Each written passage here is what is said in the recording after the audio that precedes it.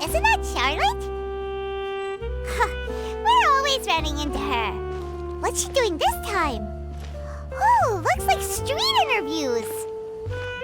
Paimon has a funny feeling that we might be in for an interesting time if we go check it out. Shall we? No way. I'm not... I see. So you believe that this warning letter was sent by the Phantom Weasel?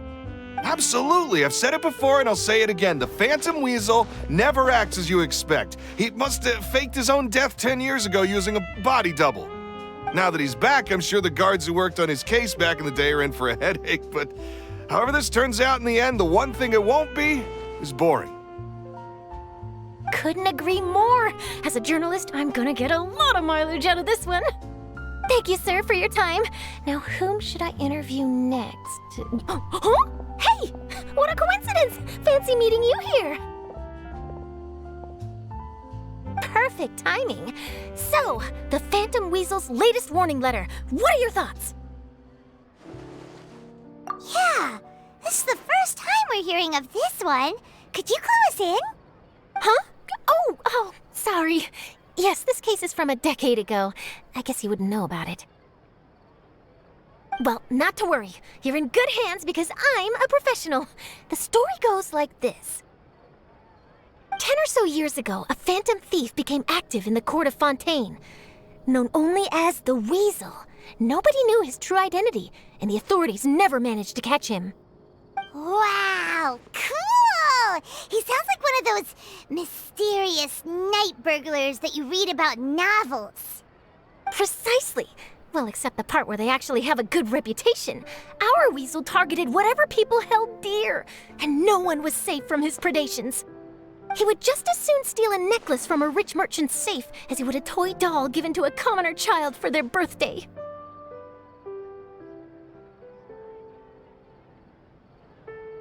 I know. The phantom thieves you read about in novels rob the rich to pay the poor, but this guy did not discriminate. Unsurprisingly, this didn't work wonders for his public reputation. Every man and his dog wanted to see him behind bars. Yeesh. So, did they catch him? Not exactly. There's a good chance that the Weasel would still be at large to this day if it hadn't been for an accident 10 years ago. A magician named Caesar fell to his death in a botched high-altitude escape performance. When the police went through his personal effects, they found a hoard of stolen loot and gadgets used for criminal activities. And that was how the Phantom Weasel's identity was revealed to all. Sure enough, thefts in Fontaine went down after Caesar's death. But today, 10 years on, the notorious thief has once again issued one of his warning letters and pasted it on the gate of the Opera Epiclese for all to see. I had to squeeze through the crowd this morning to get a photo as soon as I heard. Here, it's this one.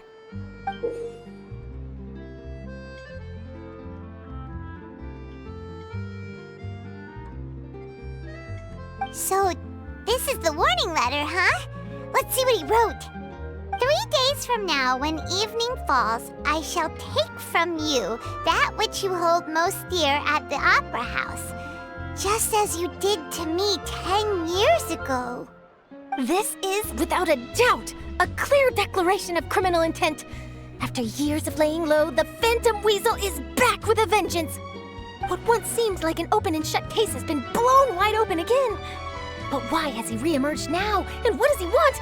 I sense an epic scoop, and I'm going for it. Uh-oh. If this thief will steal anything that other people value, does that mean even we might be targeted? Really? Oh, let him try! In fact, Paimon's gonna eat all her snacks right now! see what he can do about that! Okay, the people have spoken. It's clear that the public are very concerned about the Phantom Weasel's reappearance. Let's see, I've got a photo of the letter, my interview notes. Yep, that should be enough to form the skeleton of my article. It does feel like something is missing, though. Something exclusive. Who should I interview next? I need someone with a more concrete connection to the weasel. Is that who I think it is? Lyney! Magic, magician, Caesar, the Phantom Weasel! That's it! Let's go interview Lyney! You see, the original Phantom Thief Caesar was a magician too! And what do Phantom Thieves and magicians have in common? They both have an air of mystery about them. Perhaps there's a connection there. Are you serious? What sort of a deduction is that? Oh, relax! My journalistic instinct tells me that an exclusive news story is beckoning. Let's go! No time for delay!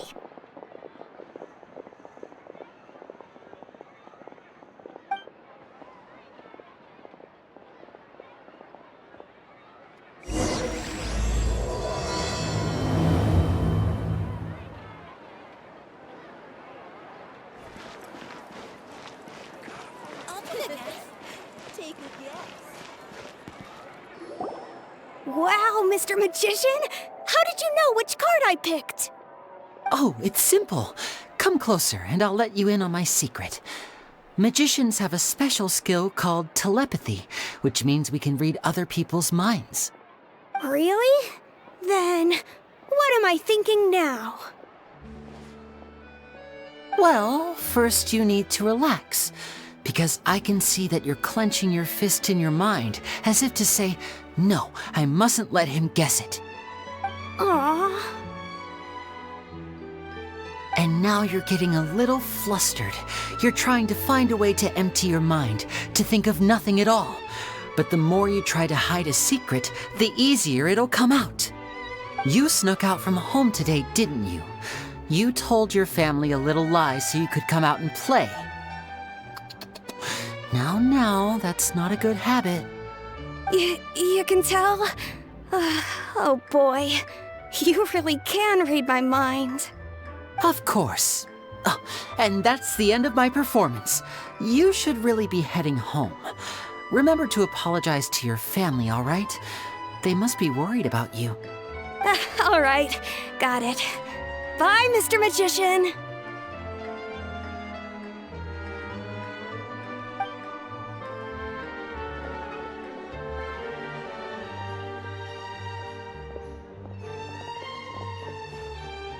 Hey, Lyney?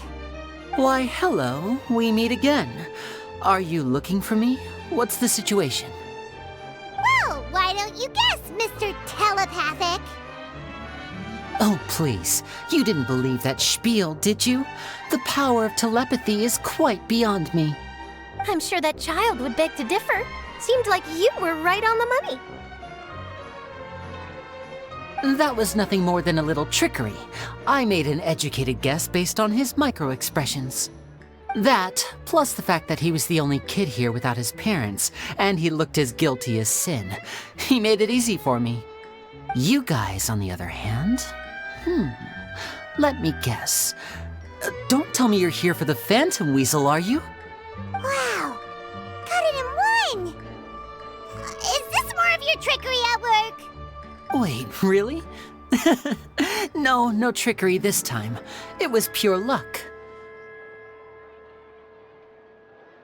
His warning letter's been the talk of the town, so I figured that maybe you were asking around about that.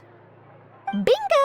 I plan on writing a column reporting on the latest news about the Phantom Weasel. So, Lyney, what are your thoughts on this infamous thief's reappearance? To be honest, it makes me angry. Angry? Why? You read his letter, right? The Phantom Weasel claims he's planning something in 3 nights' time at the Opera House. That's the night I'll be performing there. Huh. What are the chances? Wait a minute, you don't think he's after you, do you? Well, if he is, then his warning is clearly a direct challenge to me personally. And if he's not, then it's still going to be a huge headache for me. The mere mention of the weasel's name is enough to scare people off. So once the contents of that letter get out, barely anyone will be showing up to watch my show. But I've been preparing for this for a long time. I'm not about to let him ruin my big day. This leaves me with only one choice. I have to expose the Phantom Weasel's identity before the show begins. Really? So what you're saying is, we might get to see a live duel between a famous magician and an infamous thief? Wow, this has exclusive written all over it. To be honest, I'm not sure if I'll emerge the victor.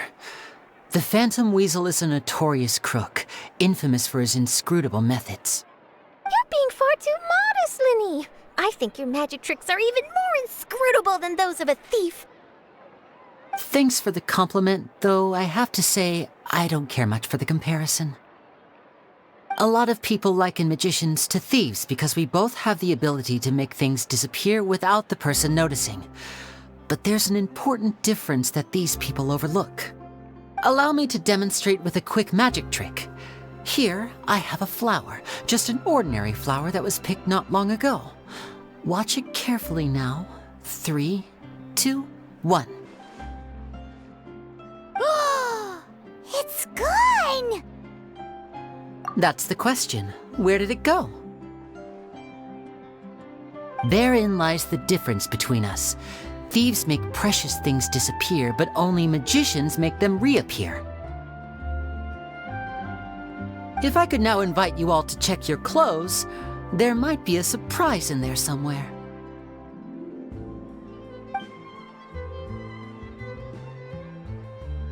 A surprise? Let me see!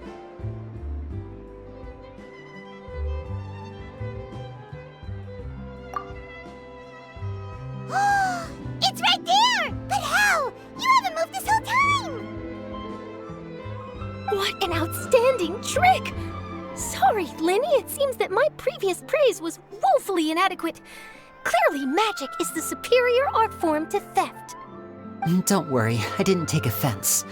I just wanted to take the opportunity to perhaps change some of the preconceived notions you might have about magicians. Since Caesar's death, a lot of people associate magicians with criminality. It can be quite frustrating. I can imagine. Coming back to your trick just now, might I presume that you are well versed in floral symbolism? For example, magicians often use rainbow roses in their flower-related performances to represent passion and romantic encounters. But you used a Lumidu spell, which, if I'm not mistaken, allude to separations. I'm curious to know if there was any deeper meaning behind this choice? Impressive knowledge. It's no wonder you're such a successful journalist. But I'm afraid I don't know the first thing about floral symbolism. I'm just in the habit of using Lumidu spells in my magic. It sounds like something I should look into, though. I'll buy myself a copy of Fontaine's Floral Language Facts when I have some time.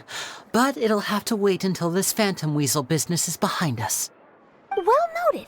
In that case, this brings us to the end of our interview. I, for one, am looking forward to the final showdown between you and the thief. Please feel free to get in touch to update me on any further developments. Otherwise, I will of course see you at your show in 3 days' time, but let's hope the Phantom Weasel is caught by then. If there's nothing else, I'll be off. You've given me lots to work with here, and I've got no time to lose if I want to write that exclusive piece. I'll see you all later.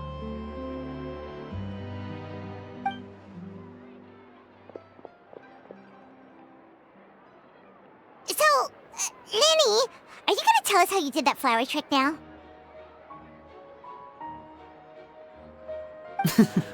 I'm afraid that's my little secret. Aww. Well, magicians are entitled to their secrets. But Paimon's really itching to know how it's done. You feel it too, right? So itchy!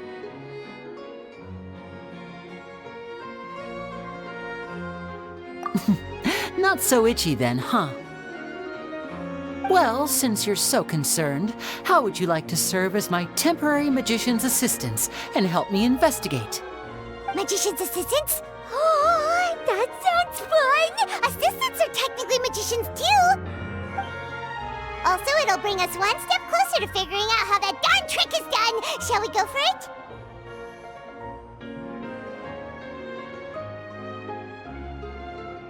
Excellent. Thank you for putting your trust in moi. The first thing we need to look into is who Caesar really was. If he truly was the Phantom Weasel, that means that the Weasel is dead, and whoever wrote this warning letter is just a copycat criminal. But if he wasn't the Weasel? Well, that'll make things more interesting.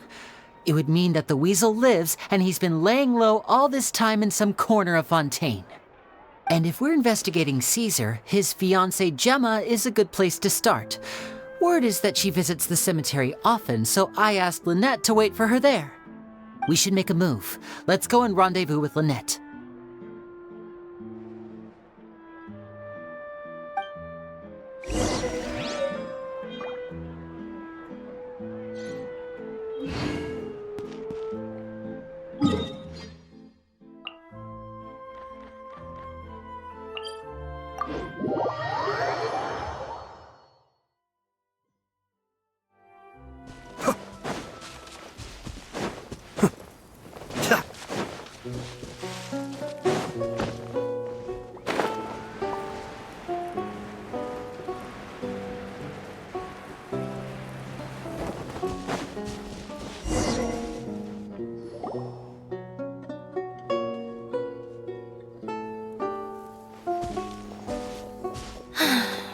You took your time. Sorry, I bumped into the Traveler and Charlotte en route, and we ended up chatting for a while. It's been a while, Lynette. We're working as Lyney's temporary assistants in the investigation of the Phantom Weasel. Thank you. It's good to have you helping. So, what's the situation? Have you seen Gemma? Nope. I've been here a while, and she still hasn't shown up. How bizarre. Maybe it was bad intel. Well, we won't get anywhere by standing around waiting. Traveler, Paimon, let's go ask around.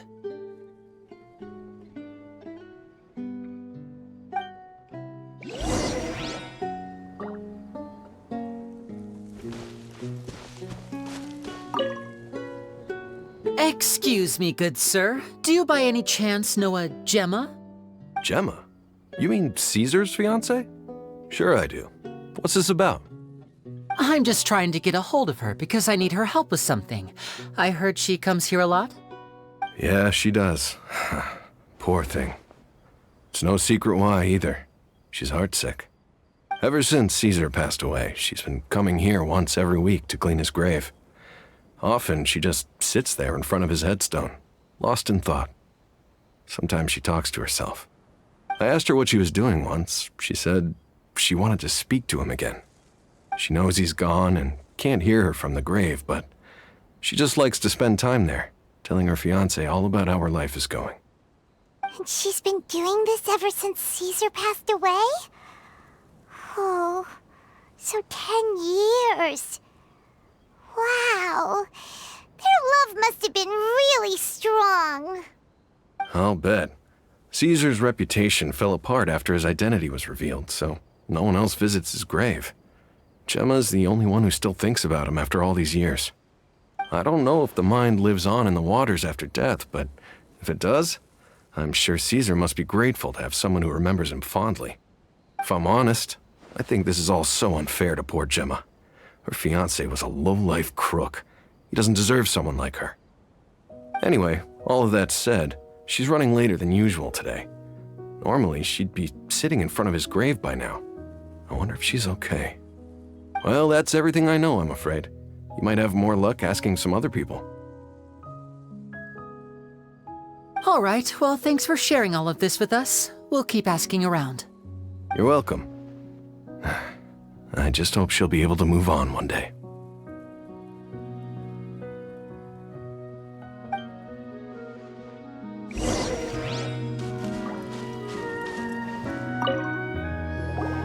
Did you hear the news? They're saying the Phantom Weasel's back.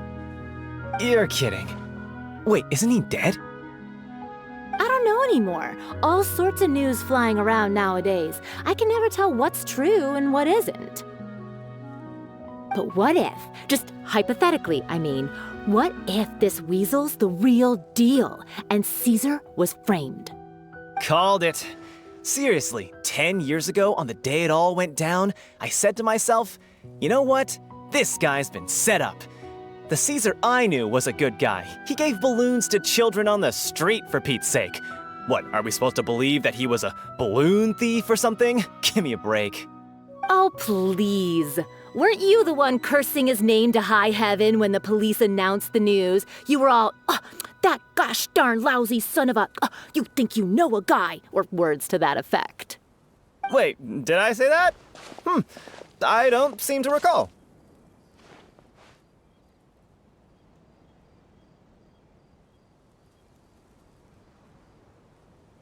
Hello there. Sorry for disturbing you, but I couldn't help but notice you were discussing the Phantom Weasel. We're actually quite interested in this topic as well, but we're struggling to get to the bottom of it. Do you think you could spare a moment to tell us a little bit about Caesar? You've come to the right people. Yep, I was there. Back when Caesar used to perform magic tricks on the street. He was a great magician. The best trick I ever saw him do was pop a transparent balloon, only for a whole bunch of doves to fly out from the inside. I was right up close and didn't blink or look away once, but for the life of me, I still don't have the faintest clue how he pulled it off. Really incredible stuff. I saw him perform too. He always used to bring some gifts along for the kids who came to watch his show, and he'd hand them out after he was done. Sometimes, he even got the kids to write their wishes down, and then he'd make the items on the wish list appear in his next show. Huh. He doesn't sound like such a bad guy. But after he died, there were also rumors that he used the wish list to find out what was precious to people, with the intent to steal it later. As I'm sure you know, the Phantom Weasel would steal just about anything from anyone. Whatever the case, now that the Weasel is back, Caesar's become a hot topic once more. I bet Gemma must be pleased. If Caesar's name gets cleared, maybe it'll finally give her some solace after all this time. No, speak of the devil. That's her over there. If you've got any more questions about Caesar, she's definitely the one to ask.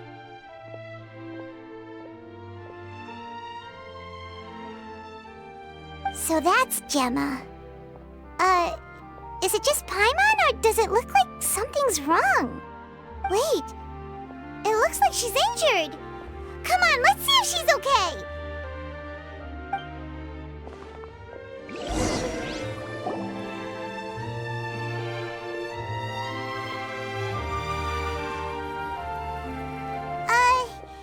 Hi there.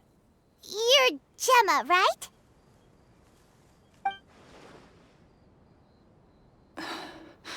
Who's asking? Don't be afraid, we mean no harm. It looks like you're injured. How bad is it? Thanks for your concern, but you didn't answer my question. Who are you, and what do you want with me? My name is Lyney, and this is my sister Lynette. My name's Paimon, and this here's the Traveler. We're investigating the Phantom Weasel. The Weasel posted a warning letter this morning. If he still lives, that means that Caesar was falsely accused. You knew Caesar better than anyone else. So if you're willing, we'd love to hear what you think about all this. I promise you can trust us. We won't hurt you. In fact, we'll do all we can to keep you safe. I never believed that he was the Weasel. Huh. I suspected as much. Okay, so going back 10 years, do you remember anything strange in the weeks leading up to the accident? Did Caesar have a falling out with anyone, for instance? No, not that I know of. Got it. All right, sorry for disturbing you. If you don't have any more questions, please leave. I want to be alone with him.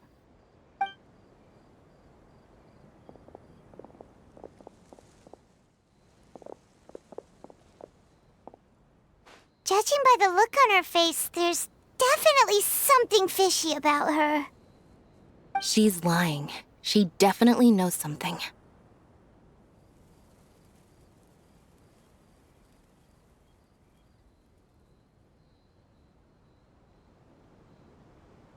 That's fair. We're just a bunch of strangers who showed up and started questioning her about things that happened a whole decade ago. It makes sense that she'd be wary around us. In any case, I doubt we'll get any further here, so let's call it a day. Meet me outside Hotel de Boer tomorrow, and then we'll start the next step of our plan.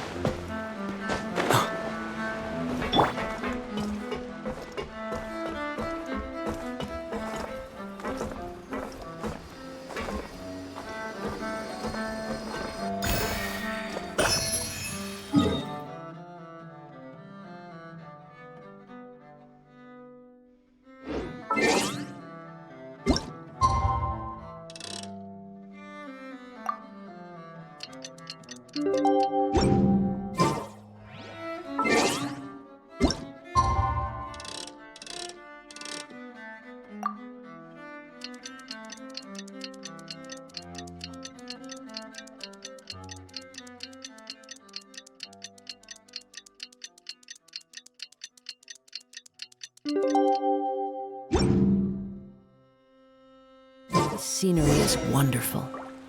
Surely enough to convince anyone to become a wanderer.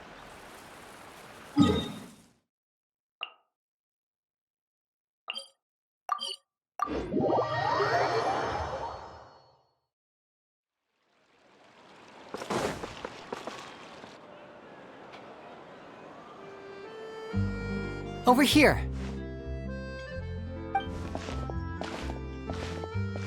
Lynette's not joining us today? I've had her follow Gemma and see if we can make any inroads with her. They should be at a cafe right now. Still, I don't think that Gemma's likely to open up to us. So, we need a contingency plan.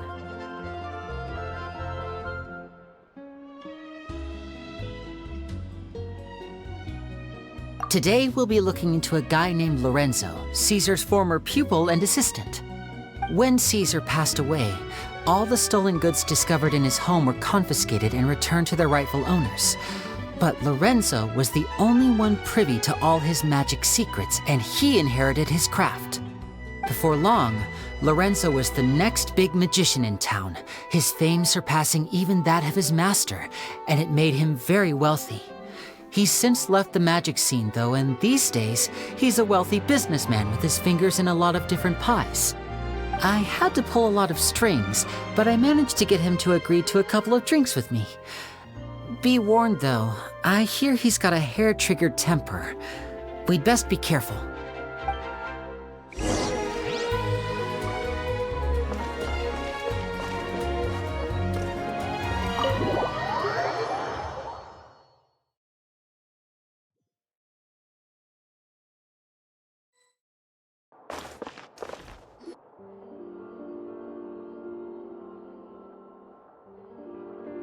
You neglected to mention that you were bringing 2 other people with you.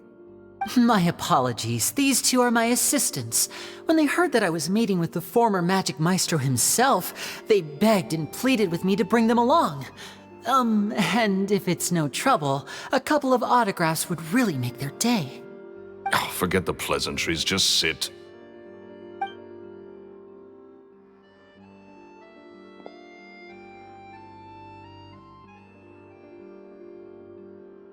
Get a load of this guy. Forget the pleasantries, he says, but he looks pretty happy about Lyney stroking his ego. I only agreed to meet since we're both magicians.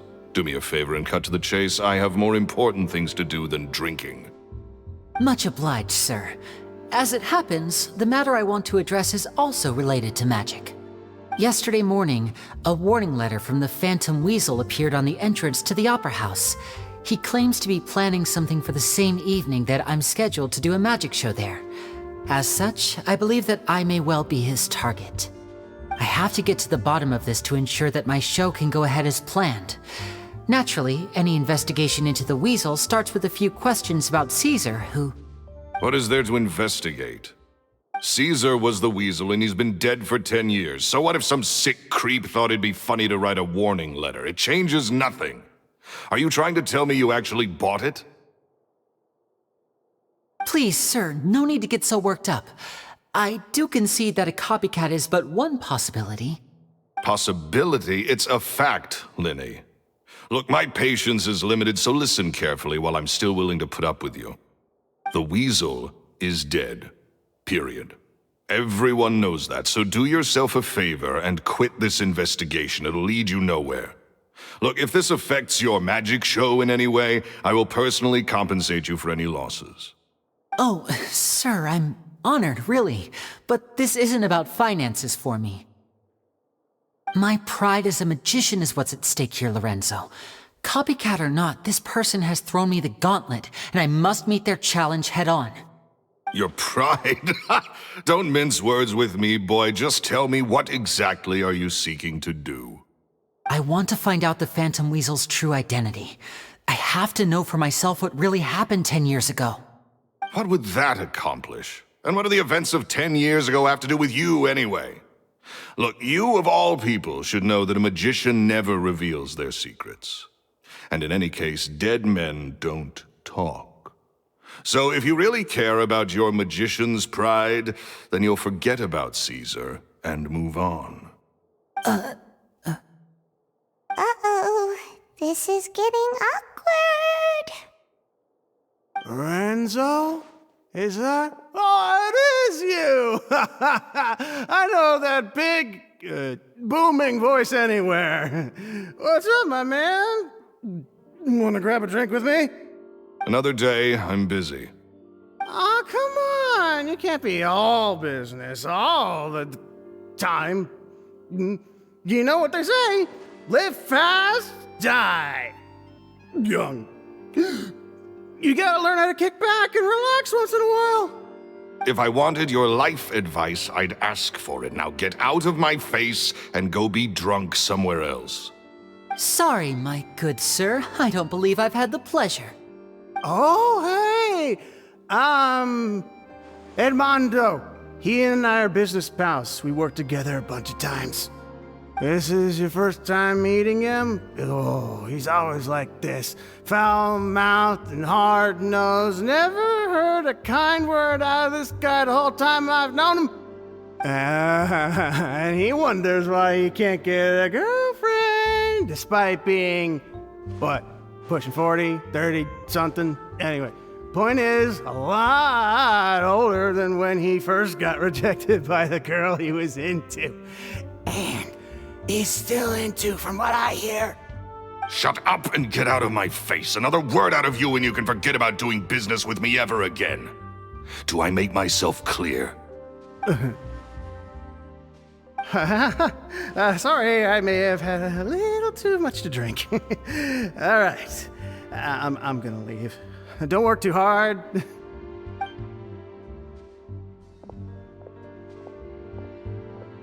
I think it's high time I made a move as well. If you really want to investigate this, Lyney, be my guest. But if nothing good comes of it, don't say I didn't warn you.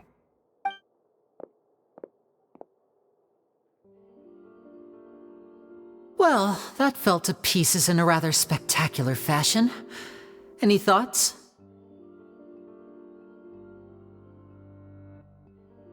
Totally. And what was all that about compensating you for your losses?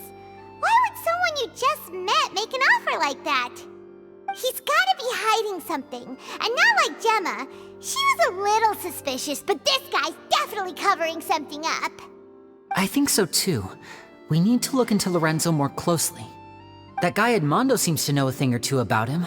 He only just left. Let's see if we can catch up with him.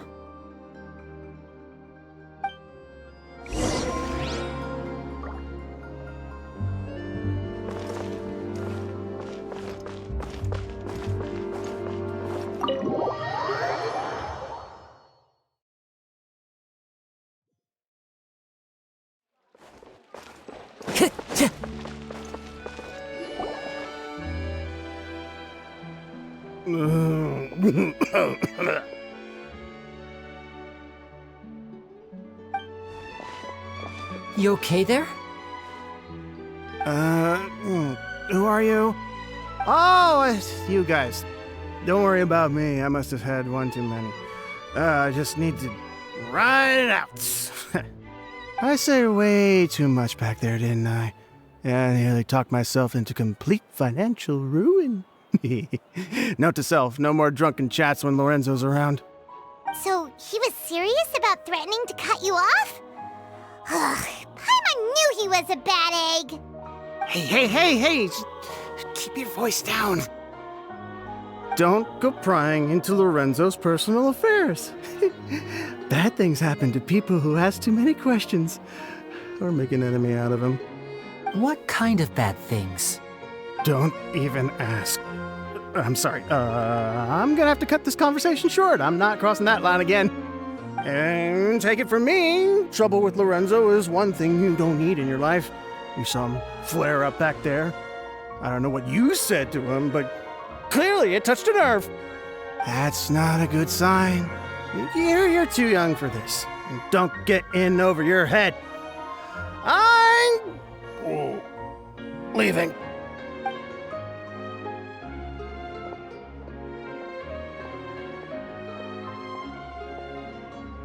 And there he goes. What do we do now, Lyney? Shh!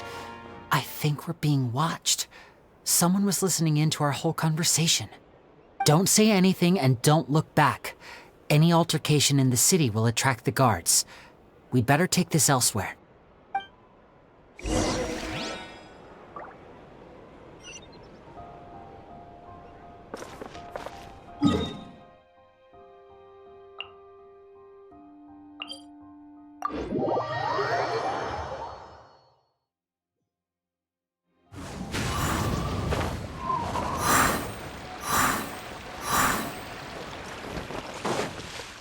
Time to go.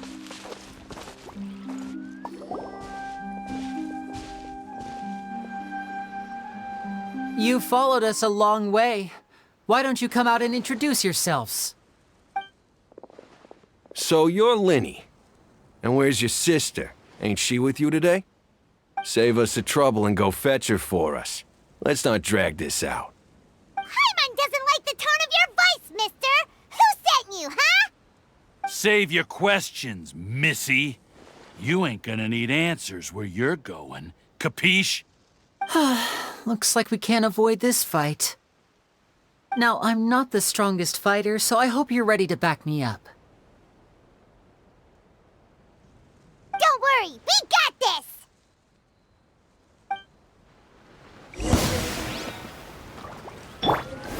Gather! One with nature. A bitter pill to swallow. Curses. They're tougher than we thought.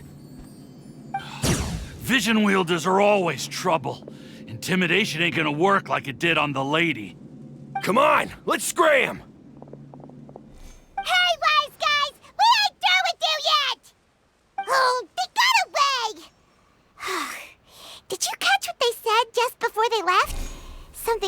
intimidating someone else. Sounds like they just wanted to rough us up as a scare tactic, and they've already done it to someone else, but who? You're right. She was injured when we saw her yesterday, and she acted like she had something to hide. Maybe she was too scared to tell us the truth because those guys had threatened her. Well, if that's the case, she should be more willing to open up to us once she learns that those thugs won't be bothering her anymore. Let's head back to the cafe and see if we can get any information from her.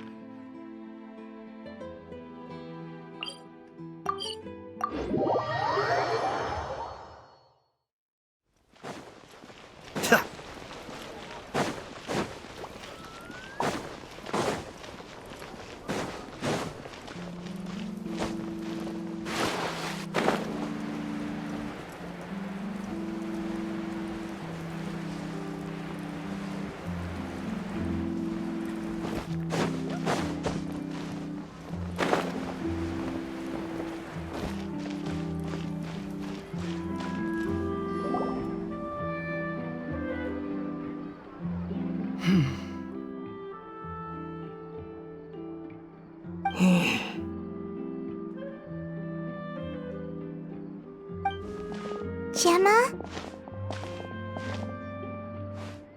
You again. What is it this time? We just ran into the men who've been threatening you, and we gave them a taste of their own medicine. So, you can relax now. We're here to protect you. What? Why? I didn't tell you anything. Why would they come after you? Sounds like they're no strangers to you. That's putting it mildly. I know them all too well, and I hate them with every fiber of my being. It's been 10 long years, and still every time I try to look into Caesar's death, they show up and warn me not to do anything stupid. How do I know I can trust you? Do you really think you can get to the bottom of it all? And why are you doing this? I'm afraid I can't reveal all the details just yet, but I can promise you this.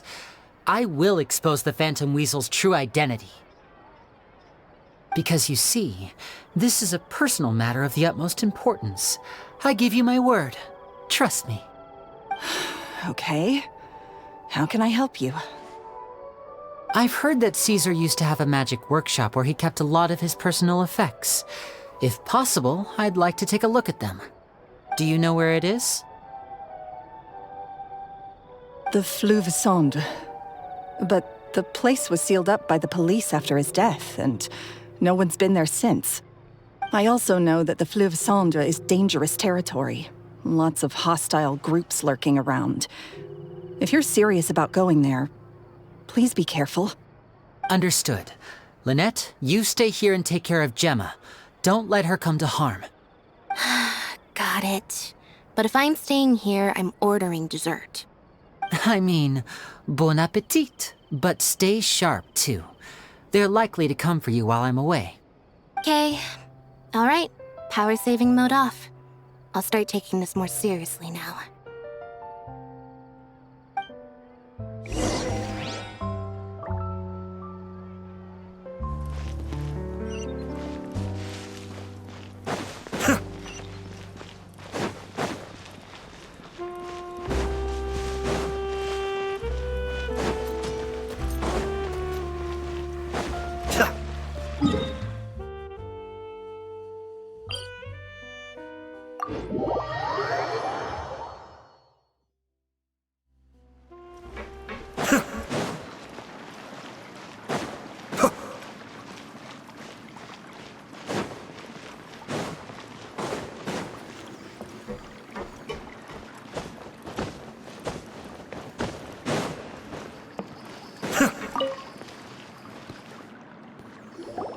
If Gemma gave us the right location, then the workshop should be right nearby.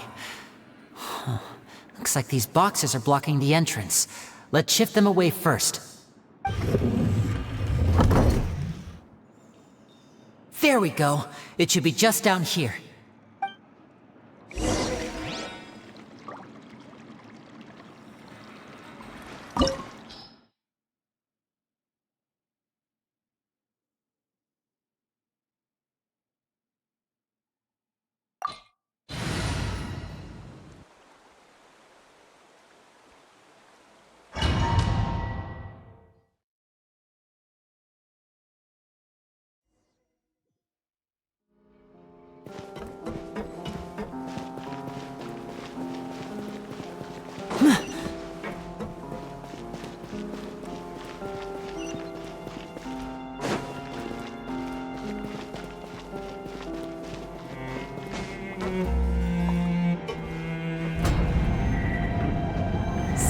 This was Caesar's workshop. Nothing suspicious here, just normal magic props. Let's head in further.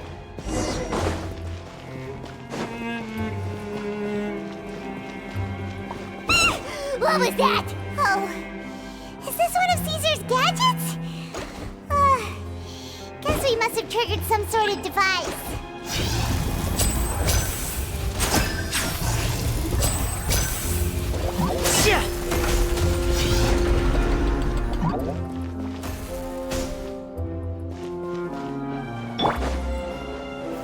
Stabilize!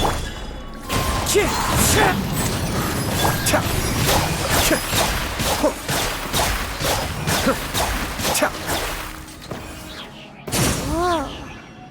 Look, the doll in the box is glowing.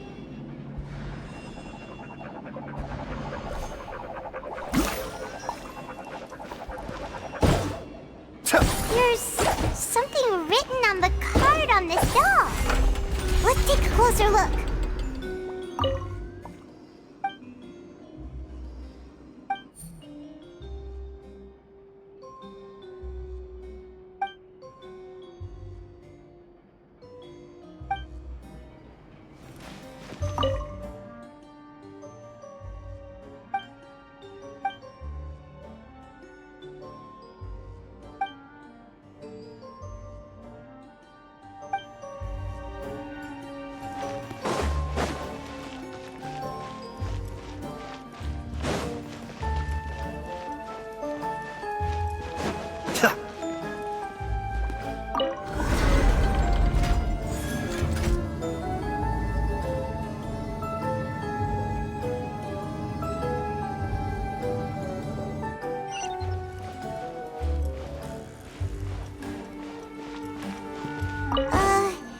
These magic boxes are moving.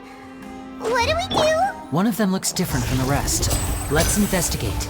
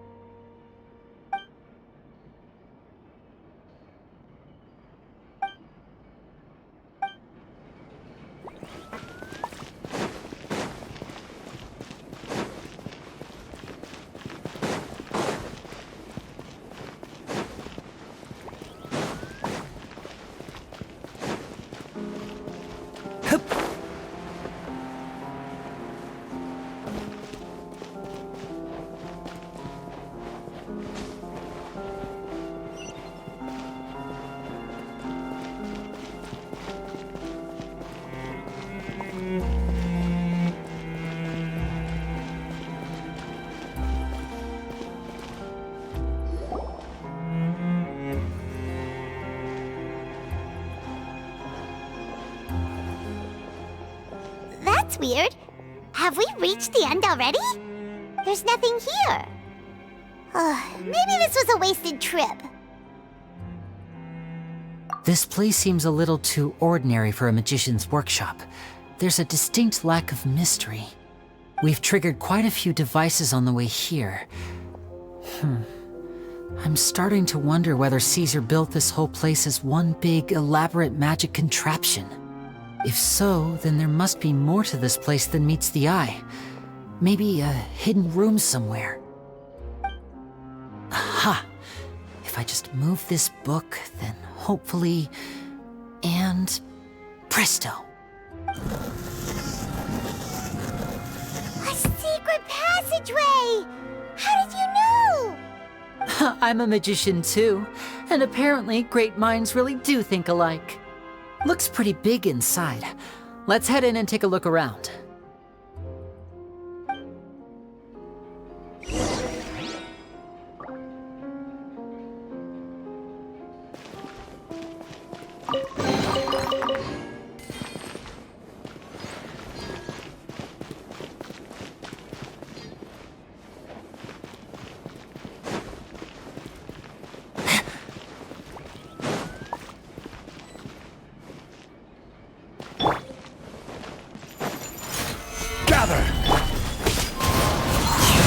The doctor will see.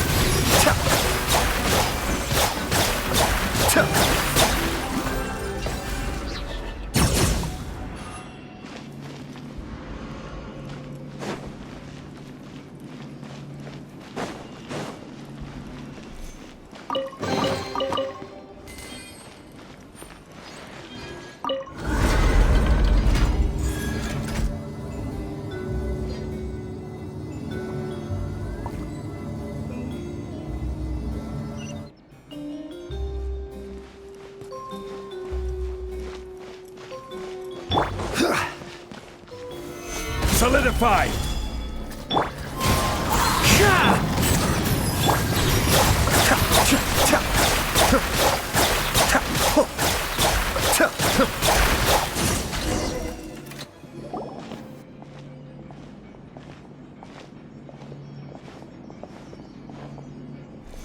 Why have you stopped, Lyney?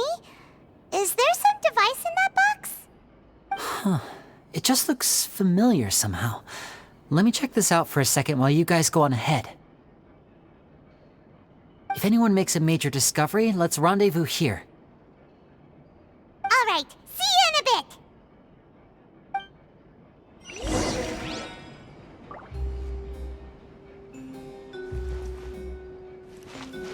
The placement of this device inside.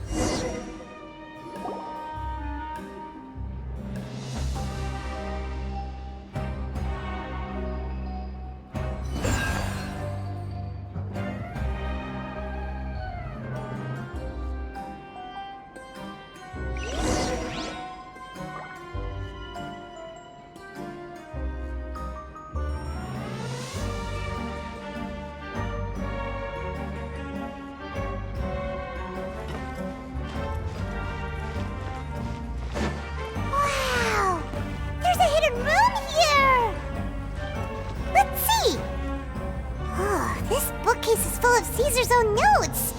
He wrote a lot about the principles of magic. Whew. Much too advanced for Paimon. Hey, look! Is that Caesar's diary on the table? This book's thick as a brick! Let's take a peek inside it, shall we?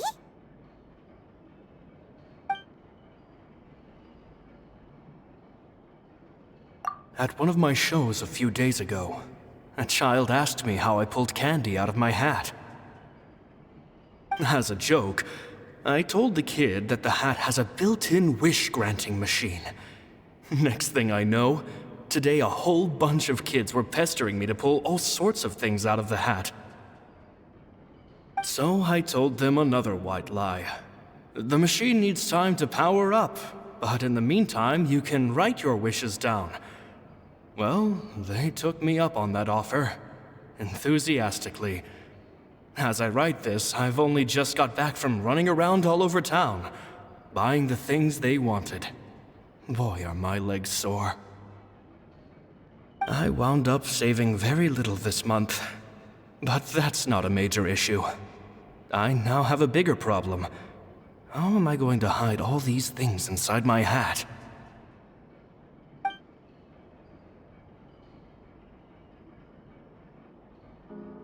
Two children came to talk to me after today's show. I don't know why they were out on their own. They looked much too young to be unsupervised. I do hope they got home safely. Anyway, they said that they wanted me to teach them how to do magic. It's not uncommon for children to ask this, of course, but I've never seen any of them as serious about it as these two.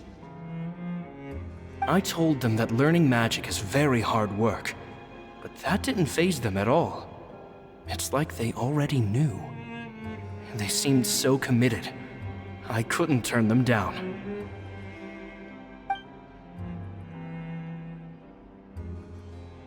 It seems like something's bothering Lorenzo lately, but he won't open up to me about it. Surely he's not upset that I agreed to teach those two children. I'll have to talk him around. I have a good feeling about those kids. They're naturally talented, and it seems like they're not new to the world of magic. They have all sorts of fantastic ideas. All I'm really doing is helping them develop a more professional standard training plan. They wanted to call me Master, but I told them they absolutely mustn't. Any magician worth their salt could have taught them what I have. They're the geniuses here. Compared to them, I don't deserve to be called any sort of master. With time, I have no doubt that they could become far greater magicians than I. My only concern is why they're so mature for their age. I fear they've had to grow up too fast. I don't dare to imagine what they must have been through. Gemma thinks so too. She doesn't like being around them. Says that their eyes are too piercing. They don't bother me, but then again, I've never been the sharpest tool in the shed. It's nearly time for me to go on tour. I asked the two kids if they'd like to come with me, but they shook their heads. I once overheard them talking about their father and their mission. Sounds like their parents have other plans for them. I guess we'll be parting ways soon. It's only been 10 days since I first met them, but I think that I've gotten a feel for their personalities now. They're very tough, but also very cautious, and they trust no one but each other. This, I fear, is not a good habit to have. They hide things from me too. For example, when I asked them where they live and why they wanted to learn magic, they lied. That's the thing about children. Whenever they're trying to cover something up, it always shows somehow. I can sense that their lives have been hard, possibly even dangerous too. They're not like other children. It's a shame that I can't do more to help them. After thinking things over, I decided to tell them a bit about how I see the world. It's full of lies and falsehoods, and that is why we must find our own truth. P.S. I hope they won't find my nagging annoying. Children are so opinionated nowadays. Will it do them more harm than good for someone they've only known 10 days to lecture them like that? P.P.S. Maybe I'm overthinking this. Children aren't interested in grand philosophies. It probably just went in one ear and out the other. I bet they've already forgotten every word I said. Oh, Caesar, Caesar. Just mind your own business next time.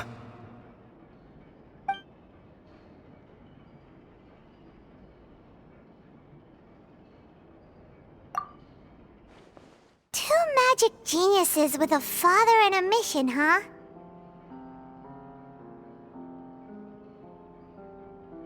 Sounds a lot like he was writing about Lyney and Lynette, don't you think? So did they meet Caesar when they were kids? Let's go ask Lyney!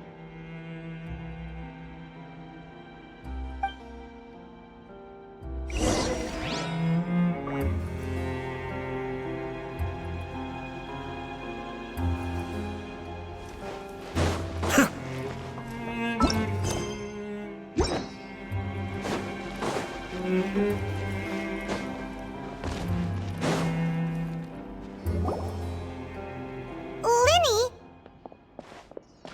Shh, hold that thought. As I expected, there's a lot of fishy things going on in this place. Fishy? Uh-oh, what have you found? All in good time. Before we go over our new leads, I want to tell you how a high-altitude escape is performed. First, the magician slots themselves into a magic box in full view of the audience. The box is then suspended high in the air, and a short while later, the base automatically opens. At this point, a dummy will fall out of the box, but it looks real enough to grab the audience's attention, and they start wailing and screaming. Meanwhile, the real magician, who has by now blended into the crowd, waits for a good moment to make their appearance and put on a hysterical performance. Oh no! Is that me? Did I just fall to my death? Very vivid description. Paimon can really picture it. And then what? The audience's gaze then turns to the magician, and by the time they realize what's happened, the dummy has vanished, as if everything that just happened was some sort of shared illusion. Of course, that's just how I think the process should work, theoretically speaking. The inventor of this trick never performed it successfully. When the box opened, Caesar was the one who fell out, and not the dummy. He fell right to the ground from the highest point of the opera house. No one could hope to survive that fall, not without a vision at least. And no one else has ever attempted this trick since. My understanding of how it works is just based on what I could gather from his notes and the relevant gadgets here in his workshop. So Caesar's famous high-altitude escape has never been done, huh? Paimon was about to say how cool it would have been to see it in person, but if it's that dangerous, it's probably for the best that no one else tries to do it. Wait a second. So if a dummy's supposed to drop out of the box, then where does the real magician go? How does he get out? Glad you asked. That brings us to the secret of said box. This box right here is the one that Caesar constructed himself to use in the performance, and it's not as simple as it looks. Inside, there's a device that only the magician himself would know about. Once the magician's inside and the box is lifted up into the air, the audience's view of the box is fixed at a certain angle. From where they're standing, they have a clear view of the front, sides, and bottom, but the back and the top are now no longer visible. At this point, the magician presses a button inside the box, opening a secret door out of view. He then escapes through this trapdoor onto the Opera House roof, waits for the dummy to fall and distract the audience, and quietly returns to ground level. That's way simpler than Paimon imagined.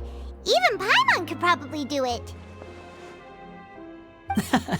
Well, there's a little more to it than that, of course. The hardest part of this trick is controlling the audience's mood and reactions. That takes an exceptional degree of showmanship. There's the falling dummy, the miraculous reappearance, the pompous performing. Maybe the magician would even have themselves tied up before it begins to strengthen the impression that there's no escape. Many days and nights of careful research and painstaking practice would have gone into this, all culminating in a performance just a few minutes long, but one that still manages to transform the shock and grief of a tragic accident to the joy and laughter of a mesmerizing magic trick. Caesar was a highly accomplished magician. But unfortunately, even he didn't manage to pull it off. So, how did it go so wrong? You said you found some fishy stuff here. Have you figured out what really happened? I can make a pretty good guess. I looked into the case files. The magic box Caesar was using at the time of his death had the secret button I mentioned positioned on the right-hand side.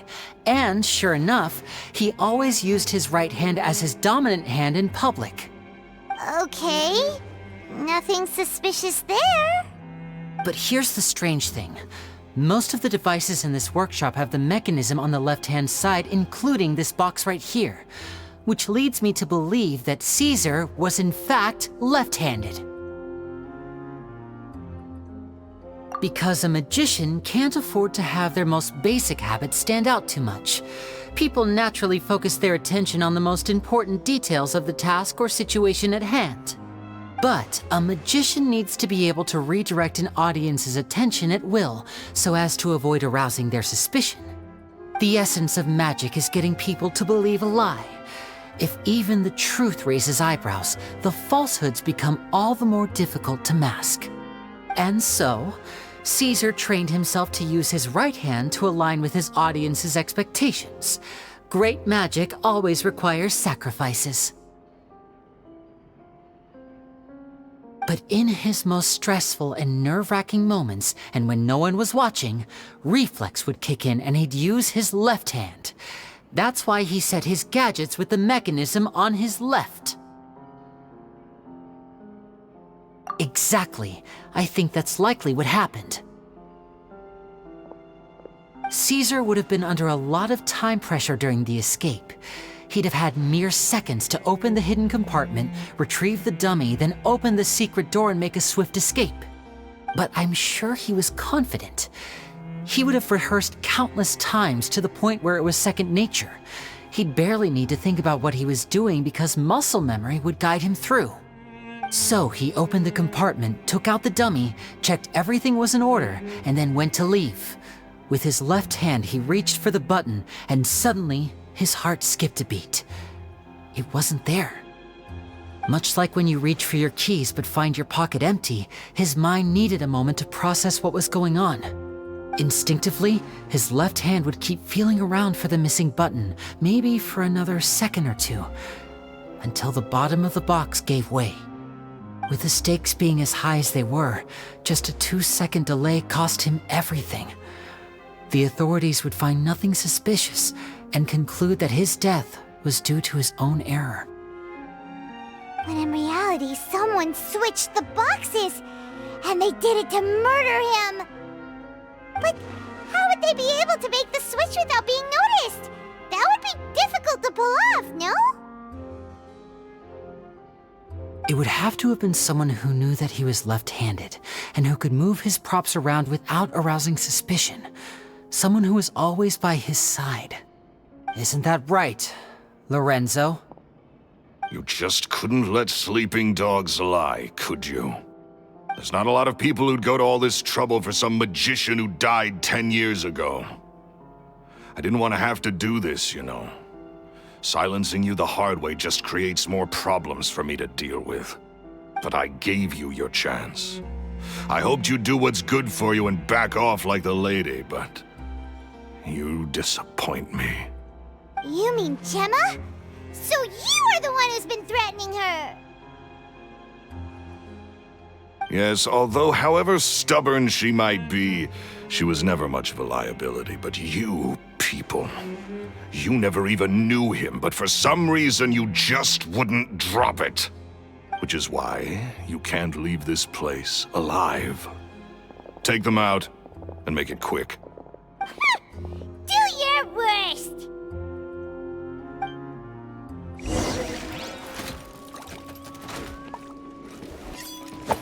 Ow! Gather! Mind the side of it. Be still. Mind the deluge. Wind strike. The doctor will see you. Remember, health comes first.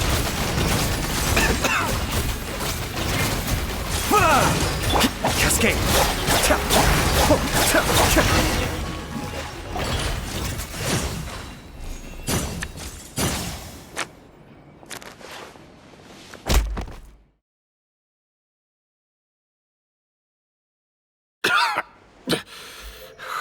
You kids are tougher than you look. Had enough yet, Lorenzo? Your cronies can't help you now. I think it's high time you started talking, and what I'd really like to know is, why did you murder Caesar? If I had a Mora for every time you said that man's name. Of course you idolized Caesar, everyone else did. But I was the real genius magician. Me! He was just an amateur who did cheap tricks for gullible children. I was the one who made magic into the fine art it is today. The aristocrats doffed their hats to me! So it was jealousy. Jealousy. Hatred, more like. I hated Caesar. All he cared about was his magic. He lived and breathed it. He poured everything into his street performances and his stupid tours like it was just a hobby to him, never bothering to think about Mora. What sort of fool devotes their life to the art of deception and never has a Mora to show for it? But the people loved him, didn't they? Oh, how they looked up to him. No one gave me a second look. All I ever heard was, "Oh, your master's amazing, isn't he?" Amazing? Yeah, so amazing that he was completely broke. Every other apprentice was living it up at their master's expense, but no, not me. I put in all the work, mastered all the skills, and it brought me nothing more than the life I already had.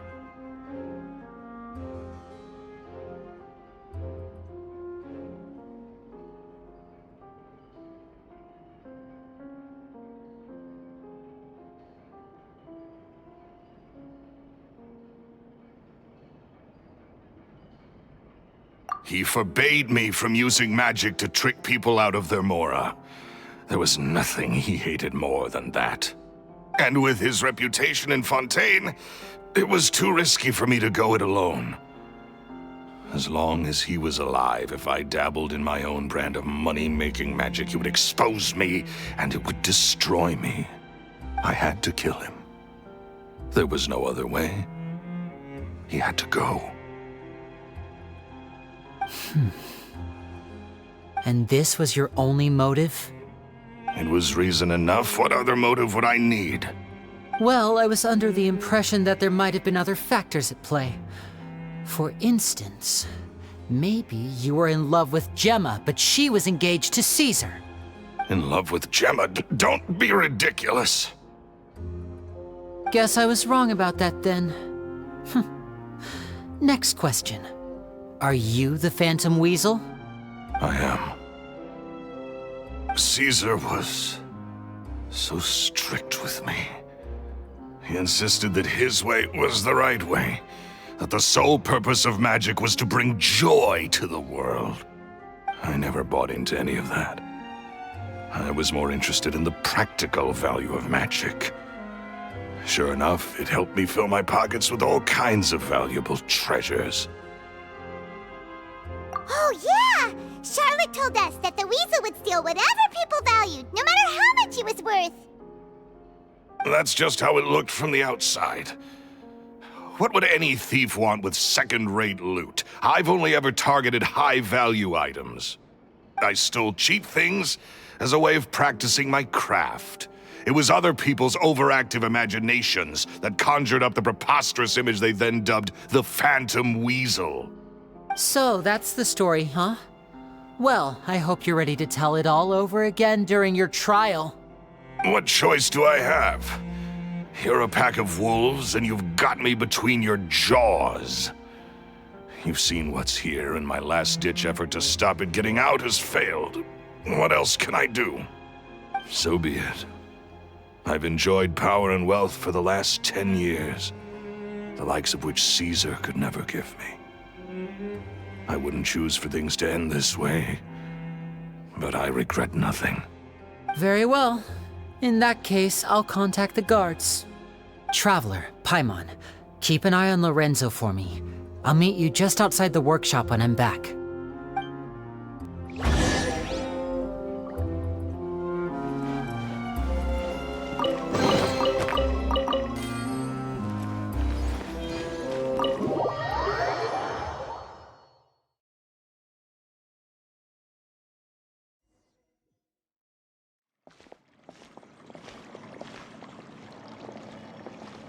Lyney has told me the whole story. Lorenzo, do you confess to the murder of Caesar and to framing him for the Phantom Weasel's crimes? Look who's finally developed a conscience. What kind of disciple murders their own master? I hope it was worth it, because there'll be hell to pay.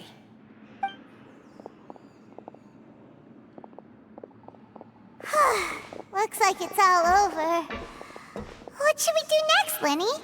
Should we start preparing for your show? Let me think. Let's rendezvous with Lynette and Gemma first. With Lorenzo in custody, Gemma will no longer have to fear for her safety. Good point! We should go tell Gemma the good news right away! It'll give her some peace of mind for sure!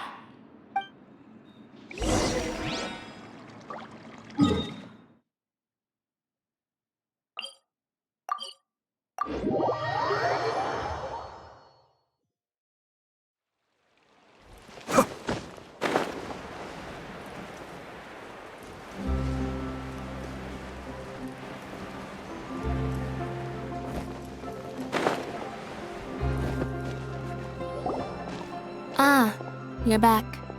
You were so quick. I've only just finished my third dessert. Your third? Lynette, come on, we've talked about this. Everything in moderation.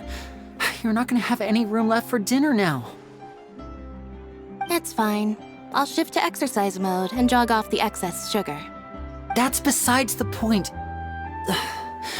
Well, it's done now, but try to eat a more balanced diet in the future. Point taken. Did everything go okay? Of course! Lorenzo was no match for us. The guards are taking him into custody as we speak. Gosh, that's amazing.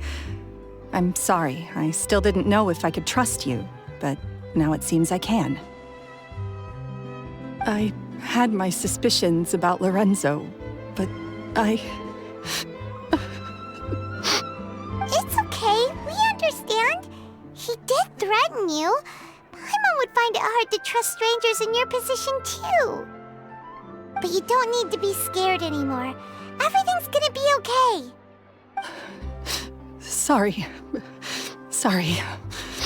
My emotions are all over the place right now. I've been waiting for this day to come for so long. I always wanted to report Lorenzo. He took all of Caesar's property, which I found suspicious, but I had people watching me all the time, so I couldn't risk looking into it. I was so afraid. I was scared he'd do something terrible to me, and then no one would be left to visit Caesar's grave. So I never had the courage to speak out. Thank you all. Truly, thank you so much.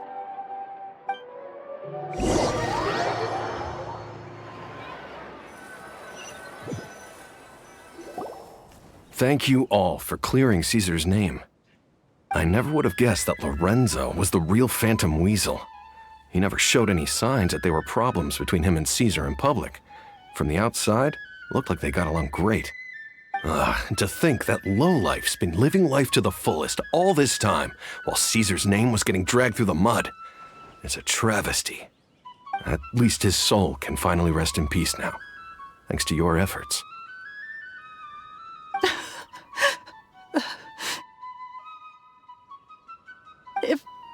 If only I'd realized before it was too late. Don't blame yourself, Gemma. This isn't your fault. Yeah, you still have the rest of your life to live. Caesar wouldn't want to see you spending it feeling guilty. Cheer up, Gemma. My brother's doing a magic show at the Opera House tomorrow evening. Would you like to come along? It might raise your spirits. This show will be a special one. We're holding it in Caesar's honor. In Caesar's honor? Really? Oh, thank you. I'll be there. Great. We'll see you tomorrow evening. Traveler, Paimon, don't be late. Don't worry, we'll be there. No way are we gonna miss out on a free magic show. Wait, Paimon feels like we're forgetting something. Oh yeah, Caesar's diary! We never found out if the two kids Caesar taught magic to were Lyney and Lynette or not. Lyney changed the topic back in the workshop, so we didn't get a chance to bring it up. Oh well, guess we'll just have to ask Lyney tomorrow evening.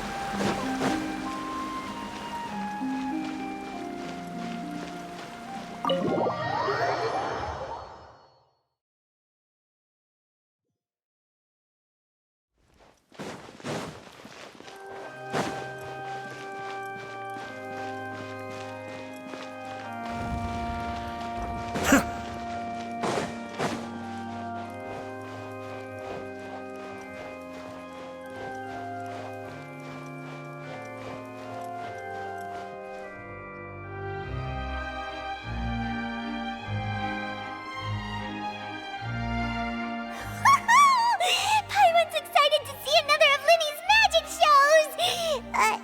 Wait. Lynette, shouldn't you be on stage by now? Not this time. My brother's going solo today. So I'll be watching with you. Good evening, ladies and gentlemen. I hope everybody's ready because the show is about to begin. The great magician Lyney has prepared a spectacular show for us all tonight, concluding with an all-new grand finale that no audience has ever seen before. Wow! A new trick! Thank you all so much for coming. Now, prepare to join me on a journey through the mystical and miraculous.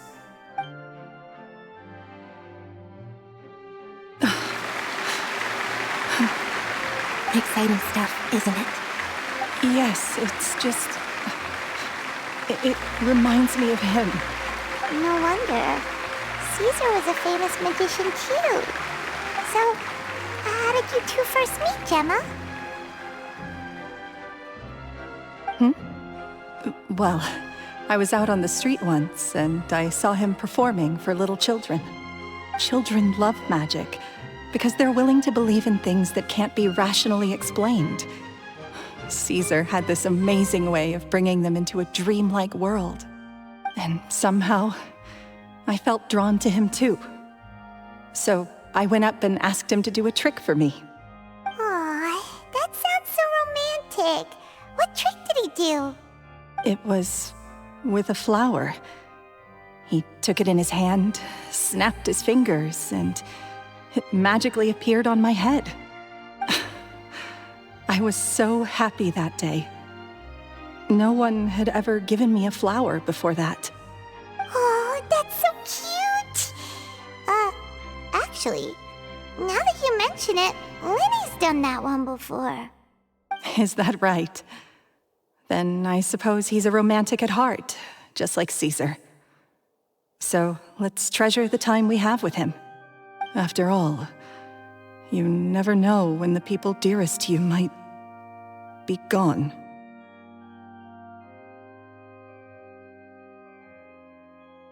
That's right. It's all over now. Paimon doesn't really know how to comfort you, but at the very least, no one's gonna be intimidating you from now on. You can breathe easy at last, right? Right. Yes, you can breathe easy now, Phantom Weasel. See? Even Lynette's... Wait, what? The Phantom Weasel? Lorenzo escaped? Where is he? What do you mean, Phantom Weasel? As Lyney once said, a performer's job is to commit fully to their role and put on a flawless performance for their audience. But once the bag of tricks is empty and the curtain falls, it's time to end the show. The spotlight is no place for someone with no more cards up their sleeve. It's been 10 years, Gemma. Aren't you tired of the grieving widow act? I think it's time to put an end to it. What are you talking about? Paimon doesn't like this riddle. Traveler, Paimon doesn't like where this is going. Come on, say something! Ladies and gentlemen, I hope you're all enjoying the performance so far. There will now be a brief intermission, after which Lyney will perform the most electrifying act of tonight's show, the one we've all been waiting for. The final performance will take place outside of the Opera House, so please make your way outside in a calm and orderly fashion.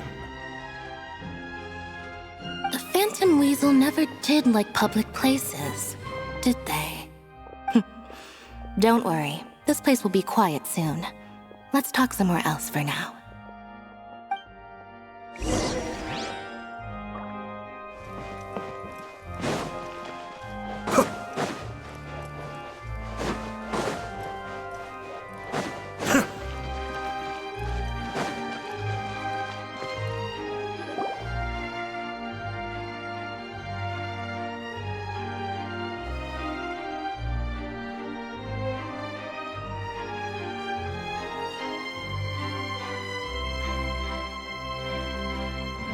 Dear me, this is awkward, isn't it?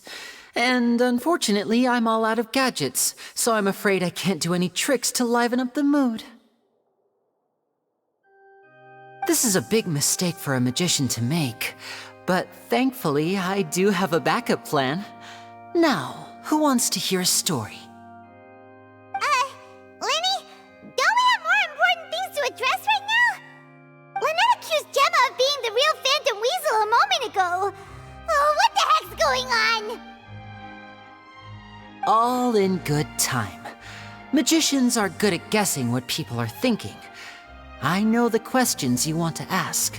And as it happens, the story I'm about to tell might answer a few of them. Really? Well then, let's hear it! Paimon's dying of curiosity here! Let's go back to the very beginning. A decade ago, when the Phantom Weasel was terrorizing the court of Fontaine. She never missed a target, never left a trace, and no treasure was safe from her thieving hands. But as her infamy grew, so did the readiness of the police, and her opportunities to act became ever fewer. Every day, she ran the risk of being exposed for who she was. Of course, she could not simply take this lying down, and before long she found her ticket to freedom. She would create a scapegoat, a false weasel to close the chapter on her behalf. After weighing her options, she set her sights on a renowned magician, Caesar. After all, magic and theft shared enough similarities for people to buy the story when the truth came out. So then what? Being the master deceiver she was, the weasel easily earned Caesar's trust. Now all that remained was to frame him for her countless crimes. But as she was considering how to make her move, she noticed Caesar's aggrieved pupil, and a new thought entered her mind. Maybe I don't need to get my hands dirty after all. At her encouragement, Lorenzo tampered with Caesar's magic box, causing him to fall to his death. Afterwards, Lorenzo seized his master's property, and the weasel set about tarnishing Caesar's reputation. Two co-conspirators committed the perfect crime.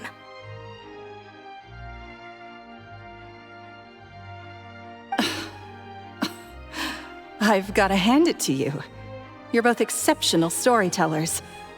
It's enough to make even me wonder whether there was really another mastermind behind all this, pulling the strings. But I just have one question. You seem to think that I am the villain in this tale. What's brought this on, Lyney? Is it something that Lorenzo said?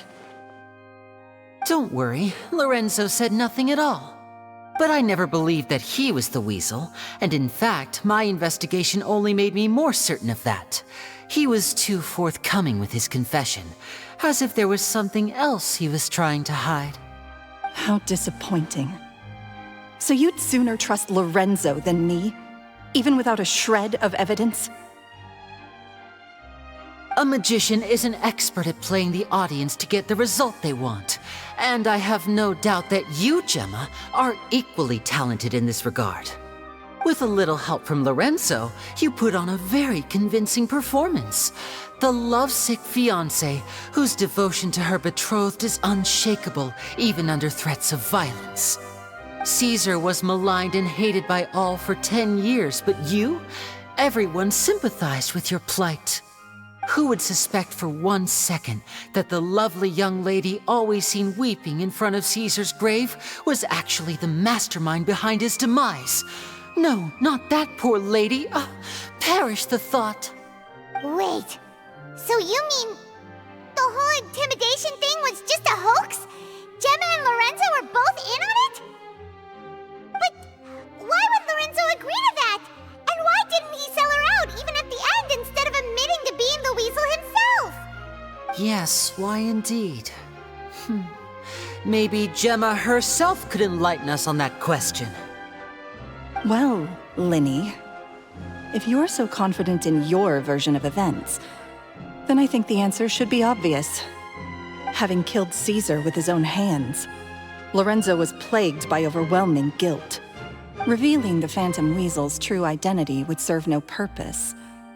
But if the weasel remained free, then she could take care of Lorenzo's loved ones. An excellent answer, though sadly a little dull. Is that right? Well, don't let me bore you. If you'd care to change the topic to something more interesting, I'd be much obliged. As a matter of fact, there's one thing I'd really like to understand. Why would the real weasel have targeted things that only have value to other people? Could you shed any light on that? Of course. After all, we're just telling stories here, aren't we?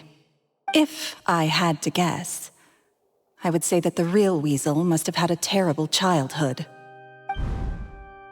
Left to fend for herself after her parents died young. Betrayed, scorned, beaten. She'd scrounge waste paper from garbage bins to draw on, using twigs and dirt for lack of ink and pen.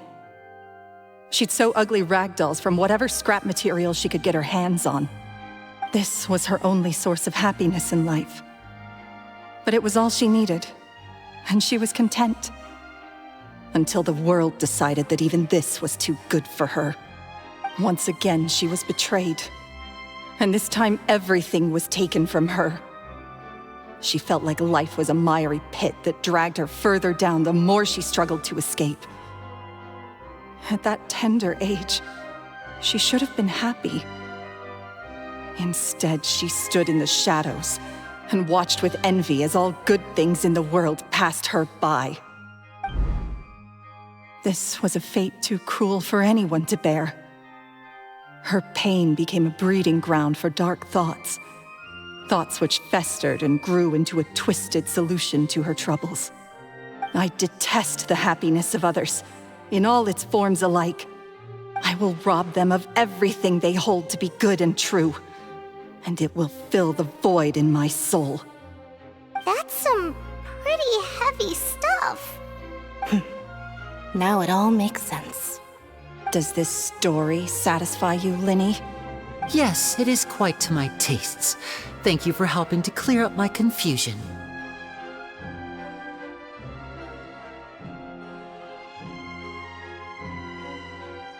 Huh. That's right! What drove you to write that letter, Gemma? What were you trying to achieve there? Because without that, none of this would have ever come to light. She didn't write the letter. After 10 long years, I'd hoped that the Phantom Weasel would be consigned to the history books by now. But it seems like someone still wasn't ready to let her finally be at peace. Lyney. Or should I call you the Phantom Copycat now? You were the one who posted that letter outside the Opera House. But why?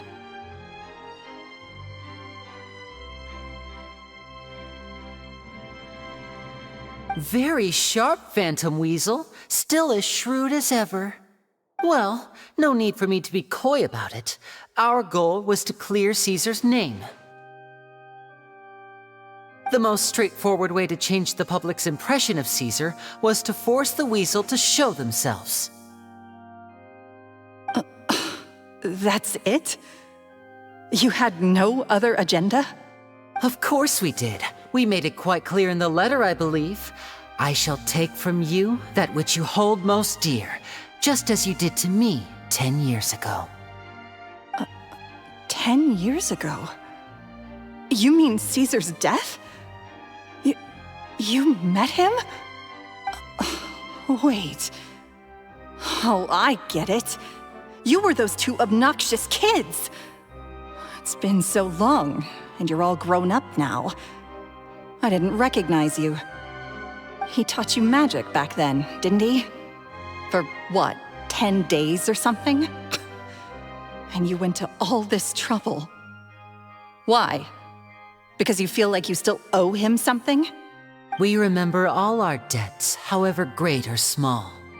10 years ago, Caesar's reputation was torn to shreds, and his legacy was thrown out. 10 years on, and no one cares what the truth is anymore. But we did not forget, and so we came to find you. And? What exactly did you take from me? I'm still standing, as you can see. Lorenzo has admitted to everything.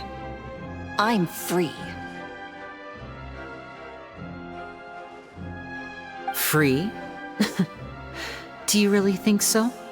Caesar once told me that even though the world is filled with lies and falsehoods, we must find our own truth. I think that applies to you too. Truth can take many forms. Prized possessions with nostalgic value, fervent hopes and dreams, and irreplaceable people. Life took many things from you, and those wounds never healed. When they ached unbearably in the dead of night, stealing became your way of numbing the pain. What are you trying to say?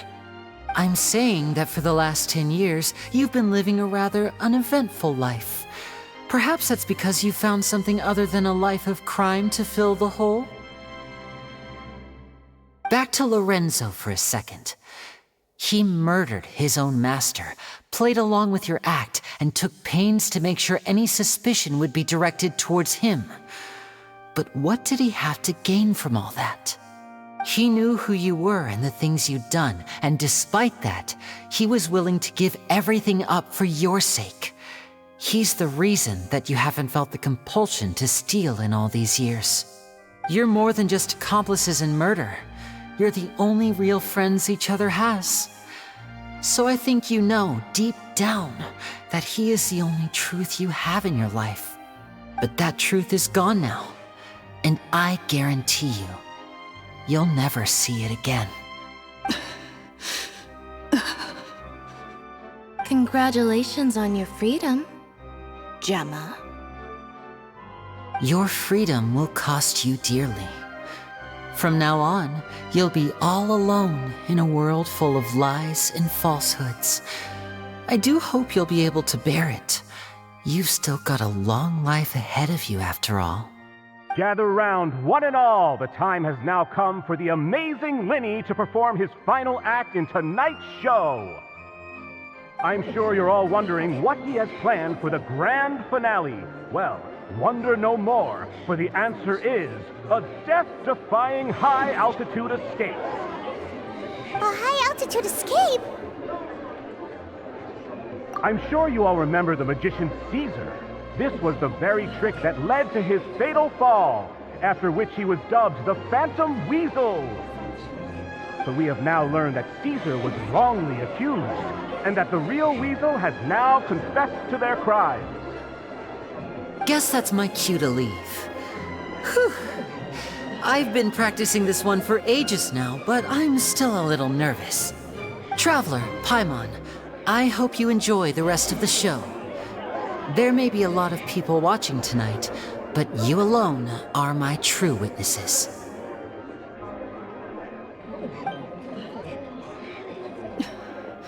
Lyney, wait. You two hid a lot from Caesar. He went to his grave without ever knowing your secrets. So what about now? Are you an open book? Or are you still the same as ever? You don't have to tell lies to end up isolated and alone.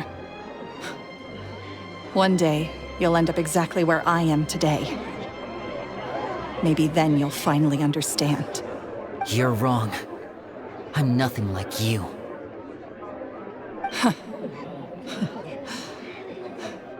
So, what are we, doing now? Like Lyney said, when you're ready, let's head outside and watch the show. But what about Gemma? She'll figure out what's best for her soon enough. Oh, and if you'd like to see Lyney after the show, you know where he'll be. The usual haunt. All right. Well, let's go and watch Lyney's finale then. This trick's a pretty dangerous one, but he should be able to pull it off, right?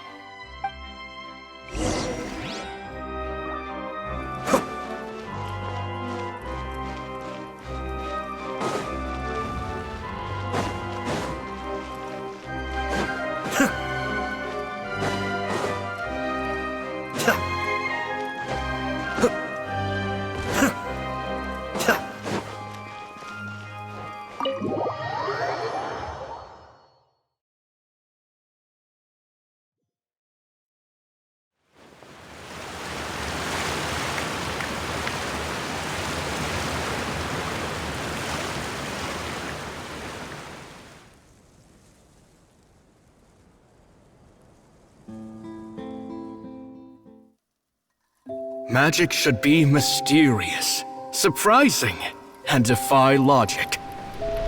Magic is hard work. Every single movement has to be practiced thousands of times. It's alright. We're used to that.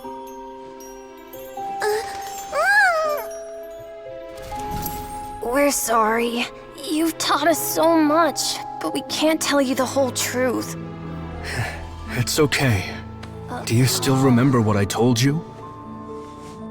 This world is full of lies and falsehoods. I only hope that one day, you can find your own truth. What about you? Have you found your truth? Magic is my truth. I want to perform a magic trick so great that people will always think of me when they talk about it. For a magician, What greater honor could there be? Look! Behold! Lyney is sealed inside the box. Will he manage to escape? 10 years ago, Caesar attempted this very trick, and it was at this precise moment that... Lyney! Watch out!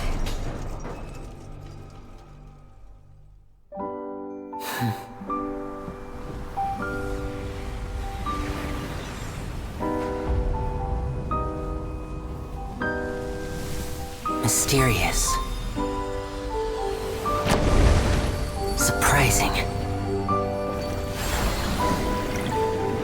And logic-defying. Isn't that right? This honor belongs to you, Caesar.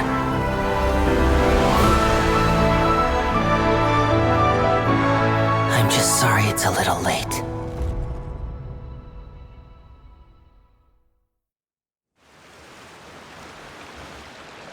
Did you see that? 1 minute he was falling, and the next, he turned into flowers. How could he possibly have done that? How mysterious.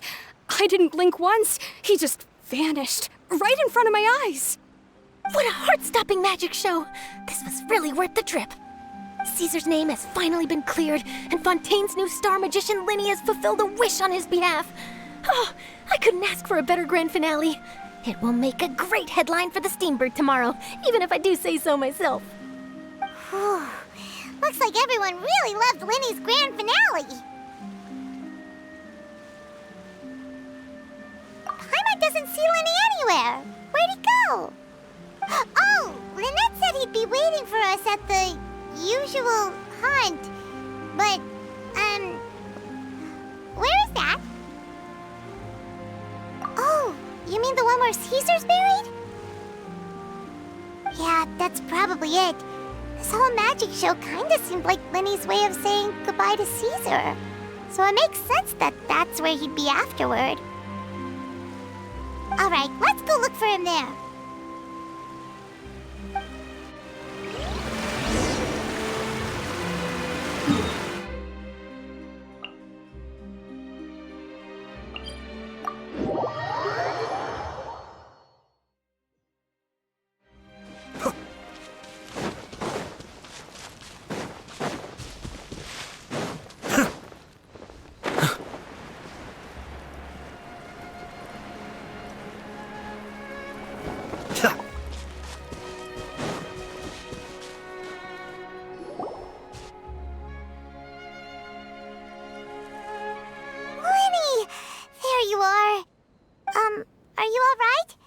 Paimon was scared to death when the chain broke. Paimon was sure something had gone horribly wrong. Magic is a performance art. A magician has to get creative to keep the audience on tenterhooks. That's our job. So I tweaked Caesar's original setup a little to keep it fresh. I was honestly a little nervous during the live performance. The thought of falling, suddenly feeling weightless, seeing the sky and the ground spinning and spinning. Sometimes, I can't help but wonder what Caesar thought in those final moments. Did he regret taking Gemma and Lorenzo on? Or did he believe that it was his own slip-up right until the end? You know, Paimon's been wanting to ask you about something ever since we were in Caesar's workshop. You learned magic from Caesar once, didn't you? When was that? After I joined the House of the Hearth. To be honest, Lynette and I had an agenda when we approached him. I told you about my past before, remember? As a young boy, I survived by secretly learning magic from street performers. I'd watch their tricks and try to figure out how they were done. But I quickly realized that observation alone could only get me so far. What I saw was the polished final performance, but the rigorous training they put in behind the scenes remained invisible to me. I needed to learn how to improve my sleight of hand, hone my misdirection skills, and make niftier props. We were gifted enough that we'd made some progress by ourselves, but without proper guidance from a professional magician, we quickly plateaued. So that's why you sought Caesar out? Yes. We figured there was no harm in asking, but it took us by surprise that he was so willing to teach us. In all, we only spent 10 short days together, but he was very good to us. By contrast, we hid so many things from him. For instance, when he asked why I wanted to learn magic, I answered, "It's my passion." But in truth, there was already a lot more to the story by then. After being taken in by an aristocrat for our magic talent, then betrayed soon after, this was no longer about me doing what I loved. What amazed me was how the lie escaped my lips even as I was hesitating over whether to tell him the truth. Trust is a beautiful thing. Sadly, I'd forgotten how to trust by then. Lyney. Still worried about the way I feel? You really are a gentle soul, aren't you? But don't worry, I'm used to it now. From the mansions of the elite to the house of the hearth, lies and selfishness have followed me and Lynette everywhere we go. After Caesar went on tour, we became busy with our missions. The next we heard of him was that he'd fallen to his death, and was now declared to be the Phantom Weasel. That night, I remembered his smile. But as I lay there, I didn't know what to say to him. To keep secrets is to put up walls. The longer you keep them up, the less you let people in. Then, one day, you look around and realize your life is like an empty auditorium after a show, full of seats once occupied by all the people who left. But I guess that's the price we have to pay. You only realize how much someone really meant to you when you lose them completely. That's why I was so confident this would hurt Gemma. Because I felt it for myself. Yeah, cheer up, Lyney. We've had to say our fair share of goodbyes during our journey, too. But whatever happens, Paimon always believes in what tomorrow brings.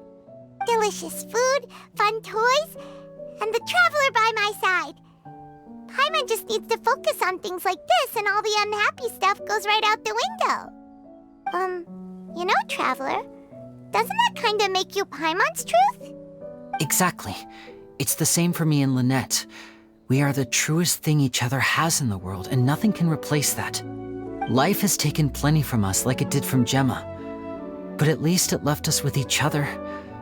That's what gave us the strength to get through the darkest days. That's why the darkness never consumed me and why it never will. Maybe we live in the shadows too, but we remember every precious ray of light that shines through. All right, time to lighten this conversation up a little. What did you think of the show tonight? Were you happy with it? It was amazing! Paimon just wishes we hadn't been so distracted with the Gemma situation.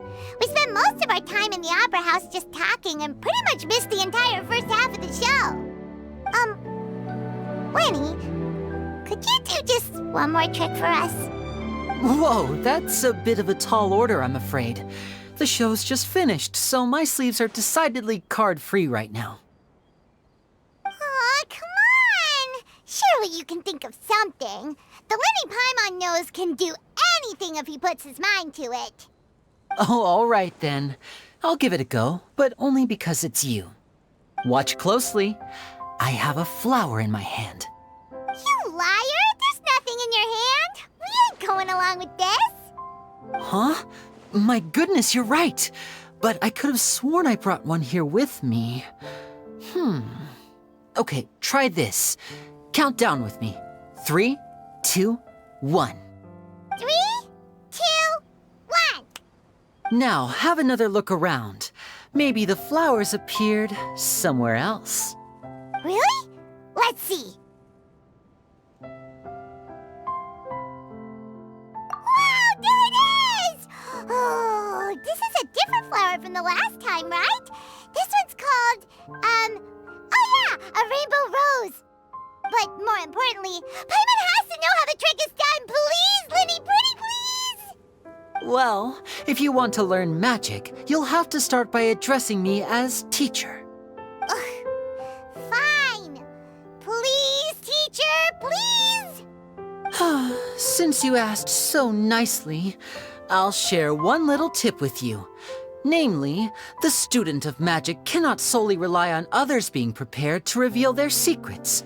You have to observe, think, and find the answers for yourself. Is that it? Look at the time. We shouldn't linger here too long. Thanks again for coming to see my show. I bid you both good night. I look forward to seeing you again. All right, fine. See ya. Shall we head back now, too? Oh, Paimon can't wait to read The Steambird tomorrow. Paimon bets Lyney and Caesar will be plastered all over it. Let's head to the Steambird's offices tomorrow morning and see what we can find out.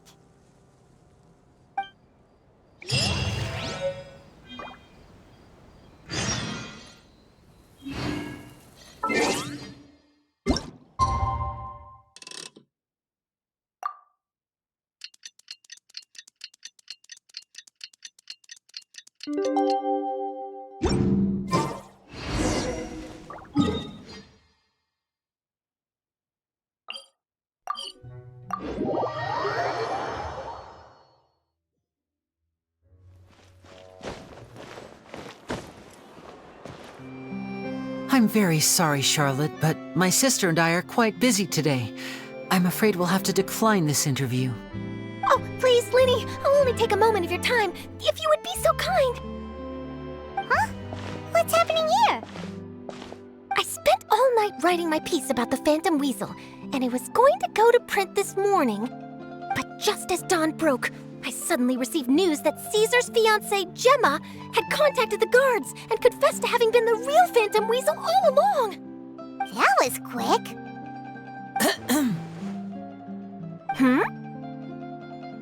Too late, bro. That was quick, you say? It sounds like I've got some catching up to do. Please, fill me in. Whoops. Aha! My instincts did not lead me astray. You do have something to hide. Gemma turning herself in must have something to do with Lyney's performance last night. Maybe watching my high-altitude escape trick reminded her of a better time with Caesar, and she could no longer ignore the voice of her conscience. Huh. Okay, then. Wait, no, there must be more to it. If that's all it took for her to have a change of heart, how did it take her 10 whole years? Well...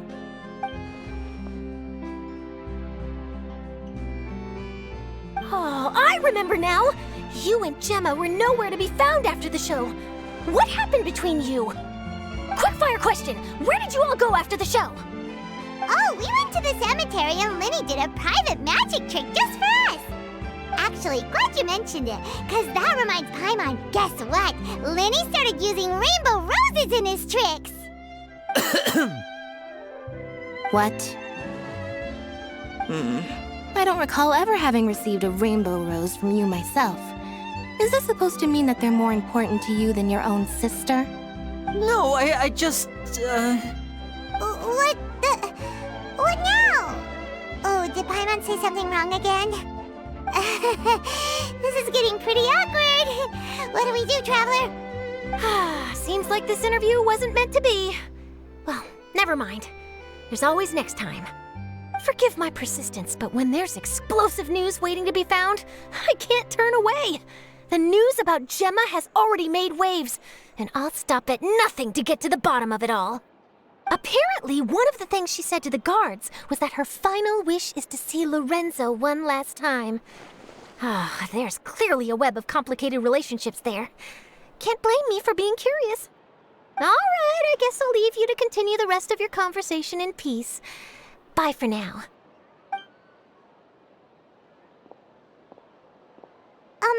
Lynette? Paimon didn't mean to...